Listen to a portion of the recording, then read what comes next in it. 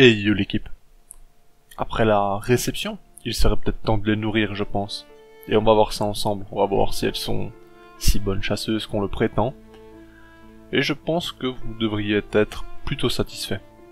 Sur ce, générique.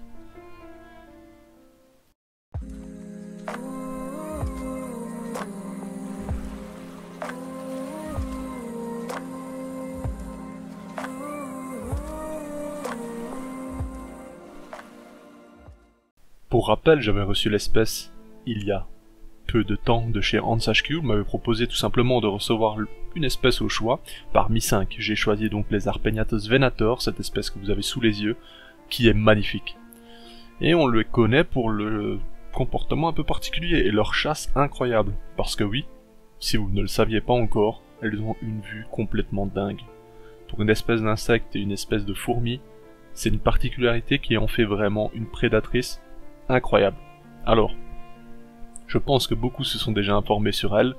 C'est une espèce qui peut être délicate à l'élevage. Alors, je suis débutant dans le domaine de la myrmécologie et surtout dans les ponérines. Alors, ce n'est pas mince affaire de commencer par des Arpegnathos venator, moi qui suis habitué au Camponotus. Vous allez pouvoir observer par ces images, regardez justement ici, elle a très clairement observé une proie. Alors ce n'est pas une proie, je pense qu'elle est tout simplement perturbée par le changement récent d'habitat, et vous voyez qu'elle suit tout simplement une de ses congénères du regard au travers d'un tube. Alors si vous voyez l'image, vous vous rendez compte que ce n'est pas net pour nous, c'est certainement pas net pour elle au travers du tube et de l'éclairage. C'est certainement ce qui fait que elle l'observe et qu'elle agite son gast tel un moment de chasse en fait. Pour cette espèce, on m'a prévenu directement, elles sont fort sensibles au stress. Surtout après un transport, c'est encore plus compliqué. Alors pour le bien de la vidéo, j'ai quand même tourné. Et ici vous apercevez une de mes reines d'ailleurs. Pour le bien de la vidéo, donc j'ai tourné des images durant plus ou moins 30 minutes, 1 heure, mais en espaçant le temps, sur plusieurs heures justement, tout simplement pour vous créer du contenu. Le mieux aurait été de tout simplement les laisser au repos pendant un petit moment, le temps qu'elles s'habituent à l'air de chasse, qu'elles prennent position, et tout simplement de voir comment ça se passe. Bon, moi j'aime nourrir mes espèces à l'arrivée, toutes mes espèces, et y compris du coup mes ponérines, mes Arpegnathos venator. Et c'est chose faite, mais je l'ai fait d'une façon un peu trop simple, regardez. J'ai tout simplement déposé une blatte, quasiment morte, et ça ne fonctionne pas trop chez elle. On m'avait prévenu directement avec de bonnes informations, me disant qu'elle préférait chasser leurs proies, que c'était très important pour elle d'avoir des proies vivantes, et regardez, bon, j'ai vite compris, je leur ai mis une proie vivante, qu'elle les attaque d'ailleurs, mais sans vraiment la tuer. Donc, et puis en réfléchissant bien, on m'avait prévenu également qu'il ne fallait pas mettre des proies trop grosses, dépendant de la taille de la colonie, etc. Bien que l'ouvrier ici en face pourrait très bien s'occuper de cette blatte. Aucun problème, aucun doute. Elle est largement assez forte et puissante pour tuer cette blatte, mais bon. Je me suis dit qu'il ne fallait pas générer trop de stress et je vais enlever celle-ci très rapidement finalement. Je vais la donner à mes Camponotus nicobarensis qui sont ravis de ce petit cadeau. Alors c'est une longue période d'observation.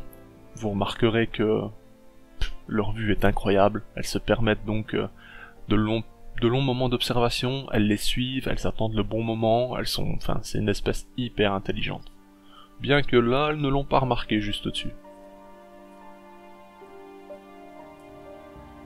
C'est vraiment un régal d'observer cette espèce, mais vu leur récente arrivée, il ne faut pas exagérer. J'ai filmé des séquences, donc comme je le dis, assez écartées, en les laissant un maximum en tranquillité, et puis je me suis dit qu'il fallait que je vous fasse des images. Alors par la suite, j'ai donc enregistré plus ou moins 1 heure, et je ne les dérangerai plus pendant 2-3 semaines. Elles sont maintenant dans un setup définitif. Là, ce que vous voyez à l'image, c'est un setup provisoire, et ici vous voyez la mise en place du substrat. Et j'ai malheureusement raté l'attaque également. J'ai blessé une autre blatte, que vous voyez à l'image, blessé légèrement qu'elle puisse tout de même se déplacer, et ni une ni deux, une ouvrière l'a pris en chasse, et j'ai raté le moment précis, mais bon, c'est pas grave. Vous voyez la phase juste après, où elle la contrôle, et va tout simplement la piquer. Ici vous voyez l'aiguillon très très fortement sortir de son gastre à répétition. Parce que oui, Arpegnathos venator possède donc un aiguillon et du venin. Je vous expliquerai dans une vidéo plus tard comment ça se passe exactement, qu'est-ce qu'elles introduisent dans le corps des insectes qu'elles ont attaqués et piqués, comment ça se passe chez elles, pourquoi elles font ça. Enfin, on essaiera de détailler un peu plus. Si ça vous intéresse, vous me le dites en commentaire et je m'attellerai à faire une vidéo plus explicative avec des informations plus correctes. Vous voyez que c'est vraiment une espèce magnifique. Pour le substrat que j'ai mis d'ailleurs, c'est vraiment très provisoire, donc j'en ai mis très peu. C'est légèrement humidifié par un vaporisateur et c'est un mélange tout simplement d'excavator avec une sorte d'argile. C'est un mélange d'argile, de poudre d'argile. Enfin, je saurais plus vous dire exactement ce que c'est, mais en gros, c'est un mélange qui comporte de l'argile simplement. Ça ressemble fortement à leur milieu naturel. Alors, je dis pas que l'excavator c'est leur milieu naturel, hein, je dis pas ça, mais je veux dire c'est des composants qui sont retrouvés dans leur milieu naturel de vie. Et pour moi, c'est important de leur apporter justement ce substrat. Substrat qu'elles ont besoin d'ailleurs hein, pour plus tard, au niveau des larves, etc. Ce sera hyper important. Alors ici je l'avais reçu avec des œufs qui ont disparu peu de temps après, et au final, peut-être que dans la troisième vidéo vous allez voir une surprise. Bref, j'en dis pas plus, je vous laisserai découvrir celle-ci plus tard. Et là vous vous rendez compte qu'elles sont extrêmement puissantes, regardez. Sur une paroi un peu glissante, elle se permet de tirer une blatte qui est 2 fois comme elle, si pas plus. Bon, pour un but que j'ai toujours pas compris, hein, mais elle le fait. Ce qui est impressionnant, c'est si vous possédez cette espèce, vous allez pouvoir observer des moments de chasse où elles vont juste utiliser la vue, la vision, suivre leur proie et attendre le bon moment. Et ça, franchement, c'est juste incroyable à voir. Observer ça, c'est génial. D'ailleurs, il y a les comportements de hiérarchie aussi, la dominance, ce genre de choses qu'on peut observer, des moments où elles vont se tourner autour, se taper l'une l'autre, sans pour autant se tuer, et parfois ça peut aller jusqu'à la mort. Alors ça c'est des choses que je n'ai pas encore pu observer, mis à part un petit rond où elles se sont tournées l'une autour de l'autre. Puis ça a très vite cessé, mais comme je dis, et comme je disais, le transport a généré énormément de stress. La mise en ADC comme ceci a généré du stress également. Il faut vraiment que, voilà, là le fait de les filmer, de mettre une lumière vive, etc. c'est pas bon. Si vous pouvez éviter de faire tout ça à l'arrivée, vaut mieux ne pas le faire. Faut les laisser se reposer, c'est beaucoup mieux. Qu'elles prennent confiance à leur nouvel habitat, etc. Ça peut prendre une semaine ou des semaines même, à ce qu'elles se sentent en sécurité dans leur nouveau milieu. Ici elles sortent très rapidement comme vous le voyez, elles sont, voilà. D'ailleurs le substrat, pour vous informer, lors du changement de setup, elles avaient creusé tout le substrat dans le fond et avaient créé des nids à l'intérieur. Donc une galerie avec justement plusieurs ouvrières à l'intérieur.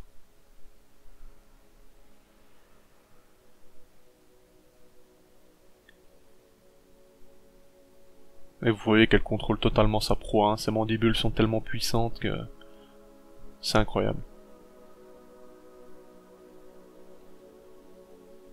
Attirée certainement par le remue-ménage de l'ADC, une petite ouvrière sort et vient se rendre compte certainement que y a de la bouffe.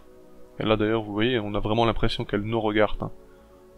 Elle nous regarde en mode c'est quoi ça? Qu'est-ce qu'il veut celui-là? C'est vraiment impressionnant. Je trouve que la morphologie de cette espèce est impressionnante. C'est limite stressant, mais à la fois c'est passionnant. Enfin, je trouve vraiment l'espèce magnifique. Bref, je pourrais faire son éloge pendant des heures, mais c'est pas le but non plus.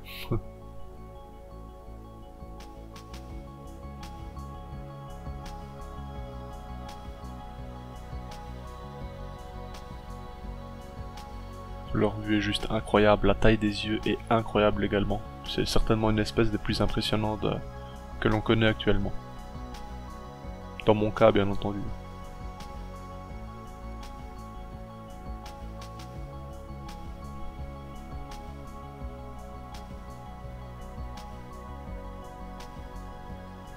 Je pense qu'il y a des phases d'acceptation aussi. Par exemple ici on peut observer ça. Alors je ne suis pas comportementaliste pour fourmis, mais dans un premier temps elle se rapproche, elle observe l'ouvrière qui est au-dessus et qui a chassé donc cette proie.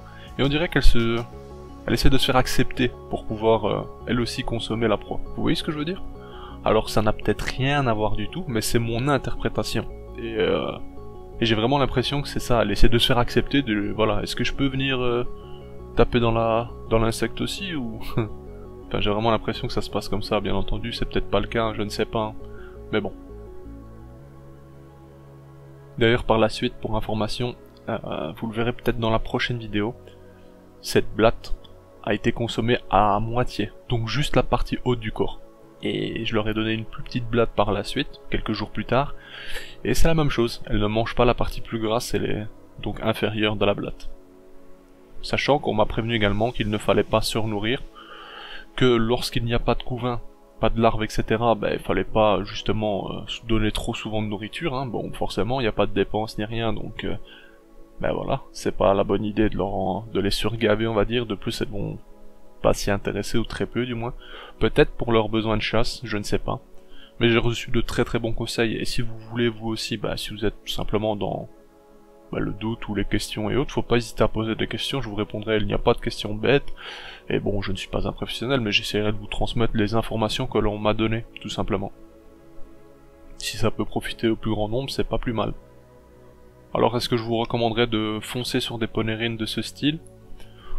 Personnellement, je ne pense pas pouvoir vous recommander ça, parce que c'est vrai que c'est plus délicat que certaines Odotomachus par exemple. Il y a des espèces qui vont se développer chez les ponérines plus vite et plus facilement, avec beaucoup moins de problèmes, comme le stress et autres, sachant qu'ici elles ont une bonne vue, voilà, il y a plein de facteurs où elles vont être plus vite stressées. Mais enfin bref, j'espère en tout cas que cette vidéo vous a plu. On se dit à bientôt pour la 3e partie. Sur ce, bye l'équipe, et merci d'avoir regardé. Hey! Si toi aussi tu as apprécié la vidéo, n'oublie pas de t'abonner, de laisser un like, voire un commentaire, ou même de nous suivre sur les réseaux. Merci et à bientôt l'équipe!